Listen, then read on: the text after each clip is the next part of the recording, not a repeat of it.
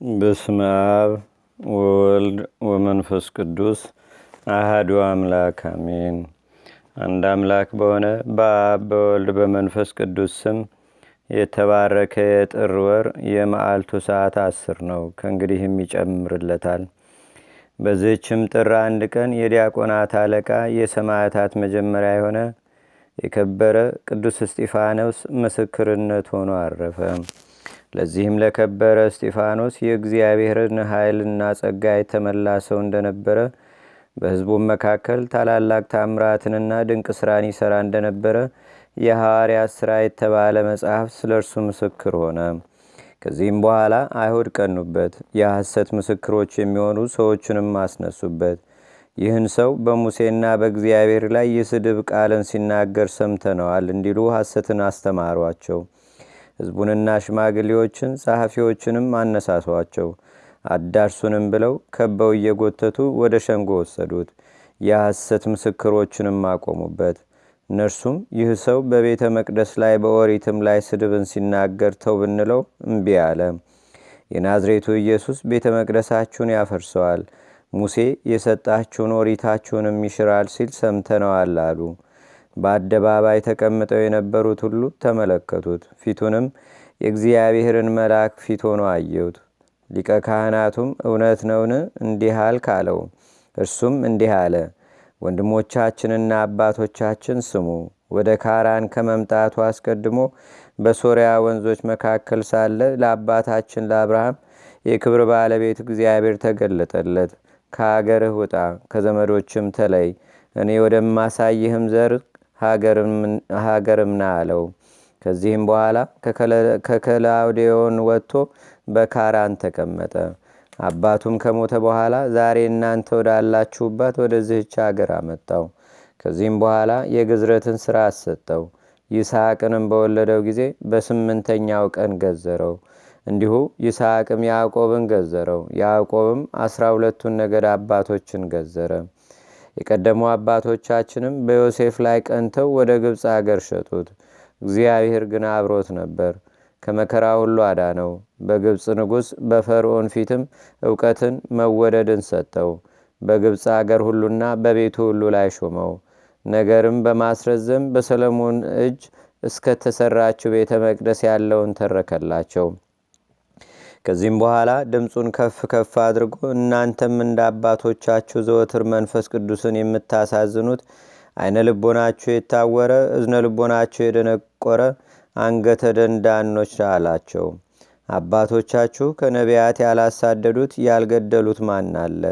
እናንተ ክዳችሁ የገደላችሁትን የአምላክን መምጣት አስቀድመው የነገሯችሁን ገደላችኋቸው። በመላእክት ሥርዓት ኦሪትን ተቀብላችሁ አልጠበቃችሁም። ይህንንም ሰምተው ተበሳጩ፣ ልባቸውም ተናደደ፣ ተነሳሳ፣ ጥርሳቸውንም አፋጩበት። በቅዱስ እስጢፋኖስም መንፈስ ቅዱስ አደረበት። ሰማይም ተከፍቶ ኢየሱስ በእግዚአብሔር ቀኝ ተቀምጦ የእግዚአብሔርን ክብር አየ። እነሆ ሰማይ ተከፍቶ የሰው ልጅም በእግዚአብሔር ቀኝ ተቀምጦ አያለሁ አለ። ጆሮአቸውን ይዘው በታላቅ ድምፅ ጮኹ። በአንድነትም ከበው ጎተቱት። እየጎተቱም ከከተማ ወደ ውጭ አውጥተው በድንጋይ ወግረው ገደሉት። የገደሉትም ሰዎች ልብሳቸውን ሳውል በሚባል ጎልማሳ ልጅ ያስጠብቁ ነበር። ጌታዬና አምላኬ መድኃኒቴ ኢየሱስ ክርስቶስ ሆይ ነፍሴን ተቀበል እያለ ሲጸልይ እስጢፋኖስን በድንጋይ ወገሩት። ዘለፍለፍ ባለ ጊዜም ድምፁን ከፍ አድርጎ አቤቱ ይህን ኃጢአታቸውን ይቅር በላቸው፣ በደልም አታድርግባቸው። ይህንንም ብሎ አረፈ። ደጋግ ሰዎችም መጥተው የቅዱስ እስጢፋኖስን ሥጋ ወስደው ቀበሩት። ታላቅ ልቅሶንም አለቀሱለት። ለእግዚአብሔርም ምስጋና ይሁን። እኛንም ሐዋርያና ሰማዕት በሆነ በቅዱስ እስጢፋኖስ አማላጅነት ይማረን፣ በረከቱም ከእኛ ጋር ትኑር ለዘላለሙ አሜን። ሰላም በልዎ እስመለክሙ ተውህበ ለእስጢፋኖስ በዓሎ ከመትግበሩ ክቡበ በዛቲ ዕለት ለጸሐፉ ሐሳበ ቦ ዘይቤ ባቲ ሰከበ ወቦ ዘይቤ አጽሙ ተረክበ። በዚህችም ዕለት በከሃዲው መክስሚያኖስ ዘመነ መንግሥት ከሶርያ አገር የከበረ ለወንዴዎስ በሰማዕትነት አረፈ። የዚህንም ቅዱስ ዜና እግዚአብሔርን የሚያመልክ ተጋዳይ እንደሆነ ንጉሥ መክስሚያኖስ በሰማ ጊዜ ልኮ ወደ እርሱ አስመጣው። ሃይማኖቱንም ትቶ አማልክቶቹን ያመልክለት ዘንድ ብዙ ገንዘብ አቀረበለትና ይሸነግለው ጀመረ። የከበረ ለወንዲዮስ ግን ዘበተበት። ስጦታውንም በማቃለል ክብሩን አጎሳቆለ። የረከሱ አማልክቶቹንም ረገመ። ያን ጊዜ እጅግ ተቆጥቶ በመንኮራኩር ውስጥ ሰቅለው ጽኑ የሆነ ስቃይን እንዲያሰቃዩ ታዘዘ። ንጉሥ እንዳዘዘም አደረጉበት። የክብር ባለቤት ጌታችንና አምላካችን መድኃኒታችን ኢየሱስ ክርስቶስ ግን ያለ ጥፋት በጤና አወጣው። ዳግመኛም በብረት ዘንጎች ይደበድቡት ዘንድ ቅባትና ስብንም በታላቅ ደስታ አፍልተው ቅዱስ ለወንዲዮስን ከውስጡ ይጨምሩት ዘንድ አዘዘ። ይህን ሁሉ ስቃይንም አሰቃዩት። የክብር ባለቤት ጌታችንና አምላካችን መድኃኒታችን ኢየሱስ ክርስቶስ ያጸናውና ያስታግሰው፣ ያለ ጉዳትም በጤና ያስነሳው ነበር። ማሰቃየቱንም በደከመው ጊዜ ራሱን በሰይፍ እንዲቆርጡ አዘዘ። የሰማዕትነት አክሊልንም በመንግሥተ ሰማያት ተቀበለ። ከሥጋውም ድንቆች የሆኑ ብዙ ተአምራት ተገለጹ። ዜናውም በሶርያ አገር ሁሉ ተሰማ። አብያተ ክርስቲያናትና ገዳማትም ተሰሩለት። ከገዳማቱም በአንዲቱ የአንጾኪያ አገር ሊቀጳጳሳት የሆነው የከበረ ሳዊሮስ በሕፃንነቱ ተጠመቀባት። ለእግዚአብሔርም ምስጋና ይሁን። እኛንም በዚህ ሰማዕት ጸሎት ይማረን፣ በረከቱም ከእኛ ጋር ትኑር ለዘላለሙ አሜን። ሰላም ለለወንዲዮ ሰማዕተ ልደቱ ለቃል በአብትረ ሐፂን ዝቡጥ ወበመንኮራኩር ቁሱል ወድህረ መተሩ ርእሶ በመጥባሕስ ስሁል እምኔታቲሁ ውስታቲ መርጡል ጥምቀተ ክርስትና ተጠምቀ ሳዊሮስ ኃያል። በዝችም ቀን የእስክንድርያ አገር ሊቀጳጳሳት የከበረ አባት አባ መቃርስ አረፈ። እርሱም ለአባቶች ሊቃነ ጳጳሳት 69ኛ ነው።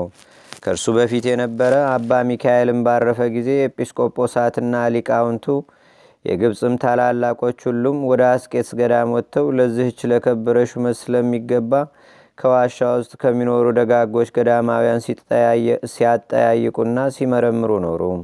ከዚህም በኋላ አንድ ጻድቅ ሰው ስለዚህ አባት ነገራቸው። እንዲህም አላቸው። በአባ መቃርስ ገዳም የሚኖር ቀሲስ አባ መቃርስ እርሱ ለዚህች ሹመት ይገባል። በዚያንም ጊዜ ፈልገው ያዙት። እርሱም እኔ ለዚህ ሥራ የማልጠቅም በደለኛ ነኝ እያለ ሲጮህ ያለ ፈቃዱ አስረው ወሰዱት። ሊቀ ጵጵስናም ሾሙት እንጂ እርሱ የሚላቸውን ቃሉን አልሰሙትም። ከዚህም በኋላ የሊቀ ጵጵስናውን ሥራ መስራት ጀመረ። በግብፅ አገር በሁሉ ቦታ ኤጲስቆጶሳትን፣ ካህናትን ሾመ። ብዙዎች አብያተ ክርስቲያናትንም አደሰ። ጊዜውም ያለ ሐዘን የጤንነትና የሰላም ጊዜ ነበር። ሹመቱም 27 ዓመት ከ41 ቀን ኖረ። እግዚአብሔርንም አገልግሎ በሰላም አረፈ። ለእግዚአብሔርም ምስጋና ይሁን። እኛንም በዚህ አባት ጸሎት ይማረን፣ በረከቱም ከእኛ ጋር ትኑር ለዘላለሙ አሜን። ሰላም ለመቃሪዎስ ሊቀ ጳጳሳ ዘሴምዎ አሃዱ ጻድቅ ከማቅደመ ዜኖ ዝንቱ መምህር ዘሴፈዎ ጉንደ ጌጋዬ ለአፍጥን ሰሮ እንዛጾቂሁ ይመትር ወይመልስ ርዎ። በዚህች ዕለት የከበሩ የአክሚም ሰማዕታት የምስክርነታቸውን ተጋድሎ ፈጸሙ። ዜናቸውም እንዲህ ነው። አክሚም በሚባል አገር ሹም የሆነ አንድ ሰው ነበረ። በወርቅ በብር ባይለጸጋ ነው። ስሙም አልሲድማሊዮስ ይባላል። ስማቸው ዲዮስቆሮስና ሰከላቢዮስ የሚባል 2 ልጆችን ወለደ። እነርሱም ከመጾምና ከመጸለይ ጋር እግዚአብሔርን በመፍራት አደጉ። አባታቸውን ባረፈ ጊዜ ምንኩስናን ተመኙ። የእግዚአብሔርን መልአክ ተገልጦላቸው ወደ ገዳማዊ አባ ሙሴ ገዳም እንዲሄዱ አዘዛቸው። ሂደውም በዚያ መነኮሱ። ድንቆይ ታምራቶችንም እያደረጉ በብዙ ተጋድሎ ኖሩ። ከጥቂት ወራትም በኋላ ዲዮስቆሮስ ቅስና፣ ሰከላቢዮስም ዲቁና ተሾሙ። ዲዮቅልጥያኖስም የክብር ባለቤት ክርስቶስን በካደው ጊዜ ለጣዖታት የማይሰግዱ ክርስቲያኖችን ሁሉ ይገድል ዘንድ የእንዴናው ገዢ አርያኖስን አዘዘው። አርያኖስም አክሚም ከተማ በደረሰ ጊዜ ኤጲስቆጶሱን አባ ብኑዲያስን ያዘውና አስሮ ወደ አገር ውስጥ ገባ። የእግዚአብሔር መልአክ ቅዱስ ሚካኤልም ለዲዮስቆሮስና ለሰከላቢዮስ ተገለጸላቸው። ወደ መኮንኑም ሄደው የምስክርነት አክሊልን እንዲቀበሉ ነገራቸው። እነርሱም ታኅሳስ 28 ቀን 24 መነኮሳቱ ነው ሄዱ። ወደ አክሚም ከተማም ሲደርሱ በመድኃኒታችን በክርስቶስ ቤተ ክርስቲያን ውስጥ የከበረ የልደትን በዓል ለማክበርና ስለ ከበረ ስሙም ይሞቱ ዘንድ የክርስቲያን ወገኖችን ከሴቶቻቸውና ከልጆቻቸው ጋር ተሰብስበው አገኟቸው። ኤጲስቆጶሱ አባ ብኑዲያስም ከእርሳቸው ጋር አገባ። በማግስቱም አባ ብኑዲዮስ ቀደሰ። አጊዮስ ወደሚባለው በደረሰ ጊዜ መላእክት እንዲህ ብለው በታላቅ ድምፅ አመሰገኑ። ቅዱስ ቅዱስ ቅዱስ እግዚአብሔር አሸናፊ ፍጹም የጌትነት ምስጋና በሰማይና በምድር የመላ ነው። ያን ጊዜ ጌታችንና አምላካችን መድኃኒታችንን በመሠዊያው ታቦት ላይ ተቀምጦ መላእክትም በዙሪያው ቆመው ቁርባኑን እያነሳ በካህኑ እጅ ላይ በማድረግ የተሰበሰቡትን ሲያቆርባቸው ቅዱሳኑ አዩት። በዚያንም ጊዜ መኮንኑ አርያኖስ ደረሰ። ተቆጥቶም ወደ ቤተ ክርስቲያን ገብቶ ስማቸው ብህዋፋና ወኒን የሚባሉ ሁለት የአገር አለቆችን ይዞ ራሳቸውን በሰይፍ ቆረጠ። ከእነርሱም በኋላ ዲያቆናትን፣ ንፍቀ ዲያቆናትም፣ መዘምራንን፣ የቤተ ክርስቲያን ሹሞችንም ደማቸው ከቤተ ክርስቲያን ደጃፍ ወጥቶ 20 ክንድ ያህል እስቲጎርፍ ሴቶችና ልጆችንም ሳያስቀር አረዳቸው። ከዚህም በኋላ ኤጲስቆጶሱን አባ ብኑዲያስን፣ ዲዮስቆሮስን፣ ሰከላቤዎስን ከእርሳቸውም ጋር ያሉ መነኮሳትን ከእርሱ ጋር ወሰዳቸው። ለጣዖት የሚሰግዱ ዘንድ ሸነገላቸው። እምቢ ባሉትም ጊዜ አጥንቶቻቸው እስከሚለያዩ ድረስ ይደበድቧቸው ዘንድም አዘዘ። የእግዚአብሔርን መልአክ ቅዱስ ሚካኤል ተገልጾላቸው አዳናቸው። የአርያኖስም የጭፍሮቹ አለቆች ኮሪዮንና ፊልሞና ከጭፍሮችም 40 ሰዎች ይህን ድንቅ ታምር አይተው በክብር ባለቤት በጌታችንና በአምላካችን በመድኃኒታችን በኢየሱስ ክርስቶስ አመኑ። ወደ እሳት ማንደጃም እንዲጥሏቸው አዘዘ። ተጋድሏቸውንም ታኅሳስ 30 ቀን ፈጸሙ። ከተሰበሰቡትም ውስጥ ብዙዎች የሚያስገድዳቸው ሳይኖር በእውነተኛ አምላክ በክርስቶስ እናምናለን እያሉ ወደ እሳቱ ማንደጃ ራሳቸውን ወረወሩ። ምስክርነታቸውንም እንደዚህ ፈጸሙ። ከዚህም በኋላ ጥር 1 ቀን ዲዮስቆሮስና ሰከላልቤዎስ ታስረው ሳሉ የመላእክት አለቃ ቅዱስ ሚካኤል ተገለጠላቸውና ምስክርነታቸው እንዲፈጽሙ አበረታቸው። በነጋም ጊዜ ለአማልክት ስለመስገድ አርያኖስ ተናገራቸው። አይሆንም ባሉትም ጊዜ የዲዮስቆሮስን ዓይኖቹን ያወልቁ ዘንድ አዘዘ። ቅዱሱም የወለቁ ዓይኖቹን አንስቶ ወደ ቦታቸው መለሳቸው። መኮንኑ ሉኪዮስም አይቶ ከሰራዊቱ ጋር በጌታችንና በአምላካችን በመድኃኒታችን በኢየሱስ ክርስቶስ አመነ። ወደ እሳትም ወርውረዋቸው ምስክርነታቸውን ፈጸሙ። ከዚህም በኋላ የከበሩ ሰማዕታትን ይገድሏቸው ዘንድ አርያኖስ አዘዘ። ሲጸልዩም የክብር ባለቤት ጌታችንና አምላካችን መድኃኒታችን ኢየሱስ ክርስቶስ ተገለጠላቸው። ስማቸውን ለሚጠራ መታሰቢያቸውንም ለሚያደርግ ገድላቸውንም ለሚጽፍ ከቅዱሳን አንድነት ይቆጥረው ዘንድ ቃል ኪዳን ሰጣቸው። ከዚህም በኋላ ወታደሩ ቀርቦ የቅዱስ ዲዮስቆሮስን ራስ ቆረጠ። ሰከላቤዎስንም ከወገቡ ላይ ቆረጡት። 24ቱም መነኮሳትም በቁመታቸው ሰነጠቋቸው። በዚህች በጥር 1 ቀን ሁሉም ተቆረጡ። ከዘመዶቻቸው የሆነ ሳሙኤልም በአብ በወልድ በመንፈስ ቅዱስ ስም በከበረች ቤተ ክርስቲያን ውስጥ ቀበራቸው። በሀገር አክሚም የተገደሉ ሰማዕታትም ቁጥራቸው 8140 ሆነ። ለእግዚአብሔርም ምስጋና ይሁን። እኛንም በሁሉ ቅዱሳን ሰማዕታት ጸሎት ይማረን፣ በረከታቸውም ከእኛ ጋር ለዘላለሙ አድሮ ይኑር፣ አሜን። ሰላም ለዲዮስቆሮስ ወሰከላቢዮስ አያዩ ምስለ ሰባክሚም በስም እለመዊተ አረዩ ሃራሪያኖስ ለቀት እለተረሰዩ ለአዱ ርእሶ በመጥባሕት አውቀዩ ወማይከላ አውቄሁ በሰይፍ ካሎ ሌለዩ። በዚህችም ቀን ዳግመኛ በሰማዕትነት የተገደሉ አሉ። ሊህም ዛሬና ትላንት ከተገደሉት ሌላ ዲዮቅልጥያኖስ የገደላቸው ቁጥራቸው ካህናት 800፣ ዲያቆናት 130፣ መምህራን 53፣ የቤተ ክርስቲያን ሹማምንት 80፣ መሳፍንት 32፣ ንፍቀ ዲያቆናት 150፣ ህዝባውያን 8400 ነው። በረከታቸውም ከእኛ ጋር ለዘላለሙ ትኑር። ምስጋናም ለእግዚአብሔር ለዘላለሙ ይሁን፣ አሜን። አንድ አምላክ በሆነ በአብ በወልድ በመንፈስ ቅዱስ ስም ጥር 2 በዝች ቀን ደሙ በግፍ የፈሰሰ ጻድቁ አቤል አረፈ። በዝችም ቀን የከበረ አባት አላኒቆስ ኤጲስቆጶስ በሰማዕትነት ሞተ። በዚችም ዕለት የእስክንድርያ አገር ሊቀ ጳጳሳት የከበረ አባት ቴዎናስ አረፈ። በዚችም ዕለት በአባ ሲኖዳ ገዳም ውስጥ የእመቤታችን የቅድስት ድንግል ማርያም ቤተ ክርስቲያኗ የከበረችበት ነው።